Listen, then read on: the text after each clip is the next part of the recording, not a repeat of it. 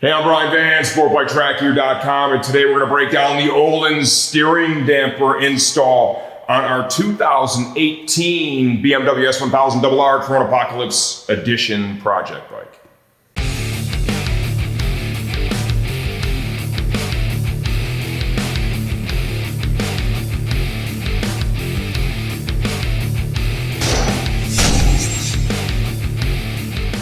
Okay, we've already done the install. When I'm done with this, we're gonna go ahead and run that down for you. This is the OEM steering damper that I removed from the BMW. This is Jimmy Fox's bike, right? And basically what I'm doing, I'm just installing the pile of parts that he got. One of those pieces he got was the Öhlins adjustable steering damper to replace this OEM Sachs BMW unit. This is a relatively simple install. After this, I'm gonna show you every step of the way, just what it takes to get it done.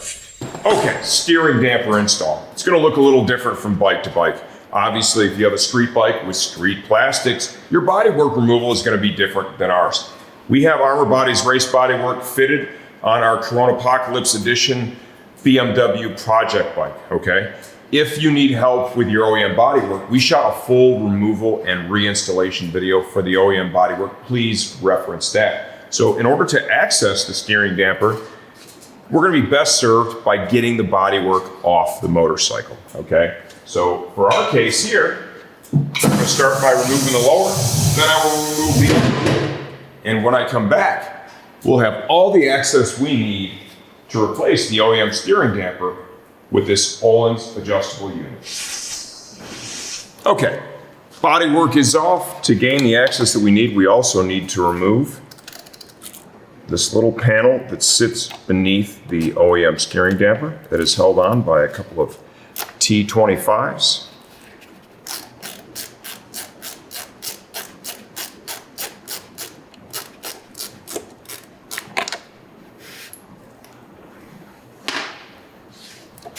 Once we have this off, we'll have the access that we need to get to the damper itself.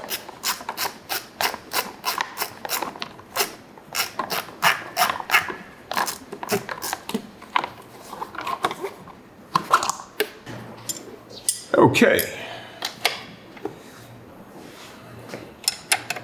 these are 13, and then we have a T40 that's going to be holding the center, the body of the damper, the steering head. I do not believe we'll be reusing any of this with the Öhlins install kit. Looking at the hardware package, it looks like everything that we need is included there, so.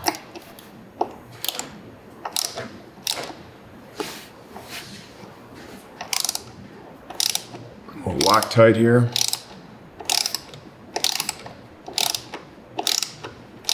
One thing's for sure, if you are buying a BMW, you need to invest in some good Torx bits and 3/8 drive sockets. Those are going to be really important to help you get through all your projects.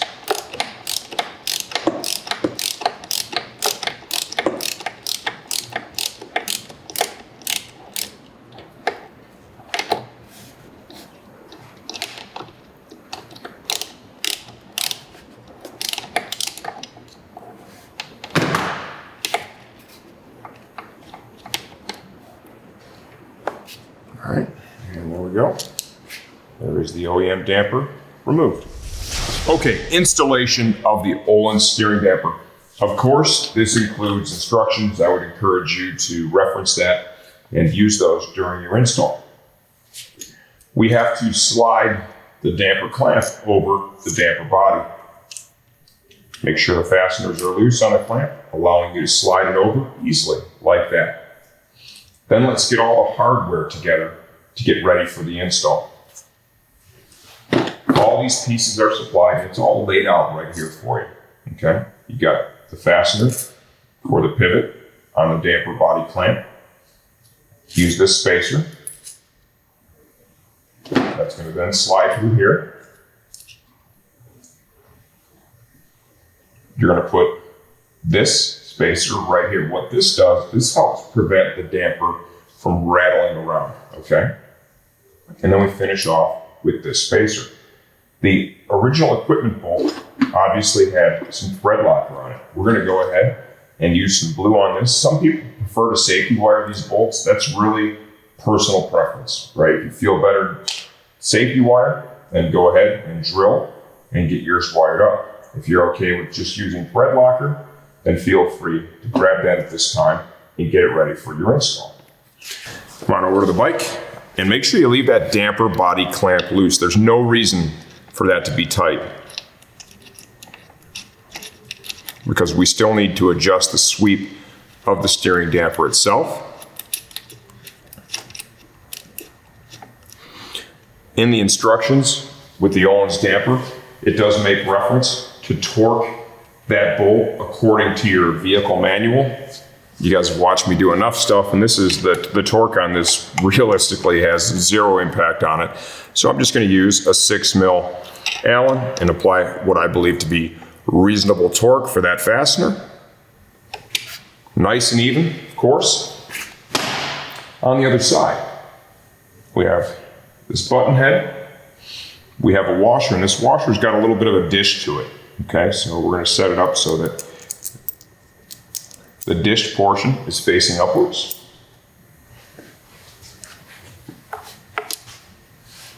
The spacer is going to go between the eyelet of the damper and the mount on the lower triple.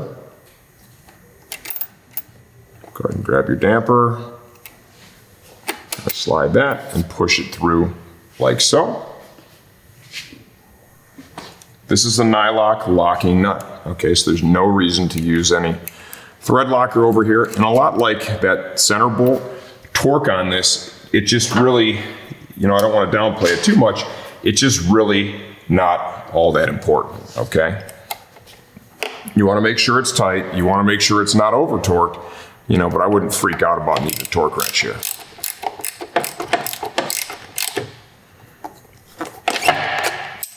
With this, you just want to make sure that it's something that's not going to come loose, and the nylock nut is going to go a long way towards making sure that is in fact the case.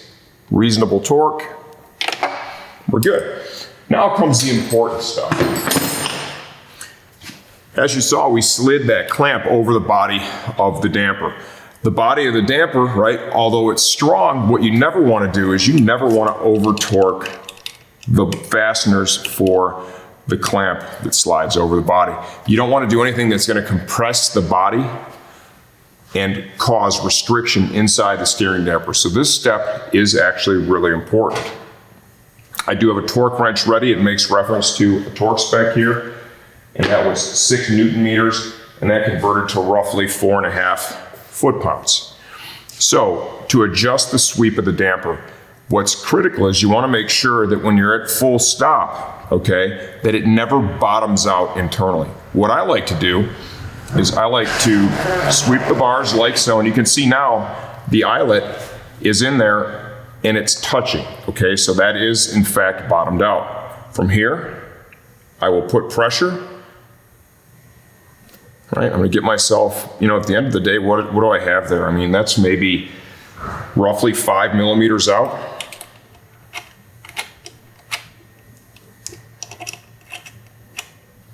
Very little torque on this.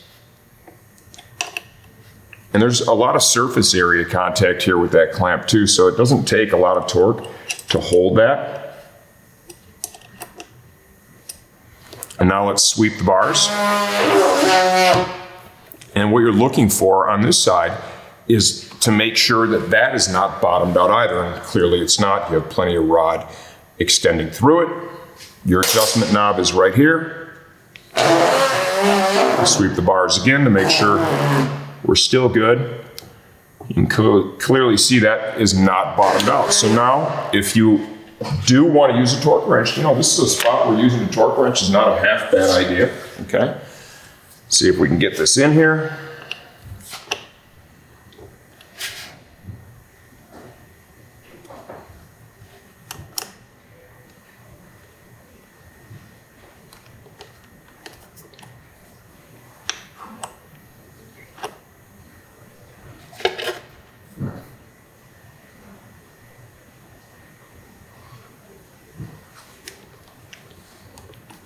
And what you want to do is, kind of flip-flop from fastener to fastener.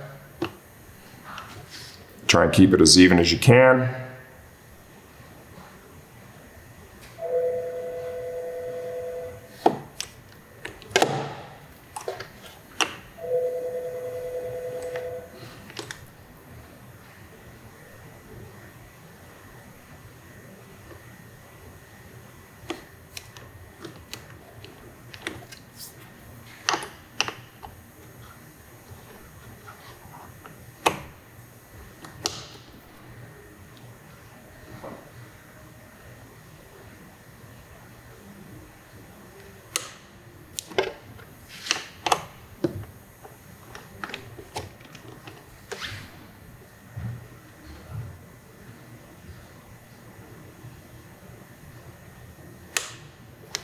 And there it is, torqued nice and even. Of course, always double check your work.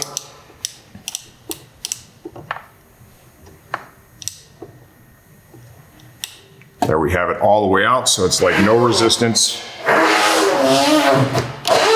no binding, there's no obstructions here.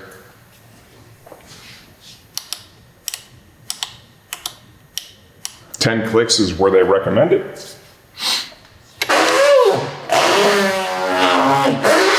You can clearly feel the difference, and now we can begin to reassemble the bike. Okay, your last step. Once you have all your bodywork back on, whether it's race or street, before you take the bike for a ride, let's go ahead and sweep the handlebars while looking down in the cavity to ensure that we haven't created any conflicts where the damper is now running into bodywork, okay? You never want to get on the road or on the track and find out you have an issue that could compromise your safety. I verified that all looks good. End of the day, this is a relatively simple project. Probably the biggest thing is going to be adjusting the sweep of the damper and then not over-torquing the clamp that goes around the body of the damper itself. You over-torque that, you run a risk of damaging the body of the damper, in which case you would have to completely replace it. If you guys have any questions, leave those in the comments section of this video. I answer all that stuff myself, and I'm always here to help you get the same result from your projects we do from ours.